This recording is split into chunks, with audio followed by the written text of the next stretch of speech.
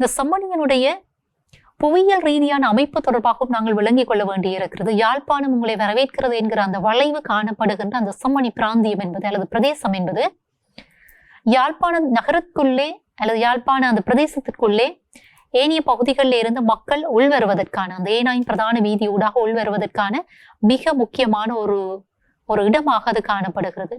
ஒரு பகுதி யாழ் நகரத்தை நோக்கி வர இன்னும் ஒரு வீதியினூடாக நாங்கள் நல்லூர் வீதியை நோக்கி பயணப்படக்கூடிய அந்த வாய்ப்புகள் அங்கே காணப்படுகின்றன. அதே நேரத்திலே அந்த செம்மணி பிராந்தியம் அல்லது பிரதேசம் ஒரு மக்கள் நடமாட்டமற்ற ஒரு பிரதேசமாக அந்த காலப்பகுதியிலே காணப்பட்டிருக்கிறது. மாறாக கட்டடங்கள் அதிகமாக காணப்படாத வயல்வெளிகள், சதுப்பு நிலங்கள், இந்த சதுப்பு நிலத்தை ஒட்டிய அந்த சிறிய பட்டை காடுகள் என்று சொல்லி காணப்பட்ட ஒரு பிரதேசம் இப்பொழுதும் அப்படித்தான் காணப்படுகிறது. இப்படி இருக்க இந்த செம்மணி பிரதேசத்தை கடந்துதான் யாழ் நகருக்குள்ளே வர வேண்டும் என்று நான் ஏற்கனவே குறிப்பிட்டிருந்தேன்.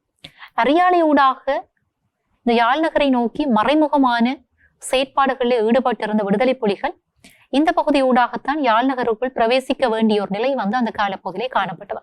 ஆகவே இந்த செம்மணி பிரதேசத்திலே காவலரன்களை நிறையாக ஏற்படுத்த வேண்டிய ஒரு தேவை இலங்கை இராணுவத்திற்கு இருந்திருக்கிறது.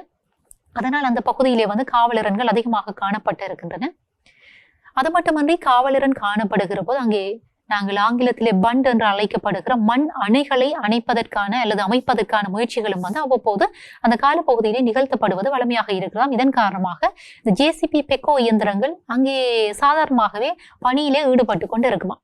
இப்படியான ஒரு சூழ்நிலையிலே இப்படியான மனித படுகொலைகளும் புதைகுழிகளும் நிகழ்த்தப்படுகிற போது இப்படியான இயந்திரங்களை பயன்படுத்தி இலகுவாக புதைப்பதற்கான வாய்ப்புகளும் அதிகமாக அங்கே காணப்பட்டிருக்கின்றன. அவை மக்களிடத்தில் எந்த விதமான சந்தேகங்களையும் ஏற்படுத்தி இருக்காது என்பது மூத்த பத்திரிகையாளர்களுடைய ஒரு பார்வையாக கருத்தாக இருக்கிற அந்த கால பகுதியிலே கள அனுபவங்களை கொண்டவர்கள் இந்த விடயங்களை ஆழமாக பார்க்கிறார்கள்.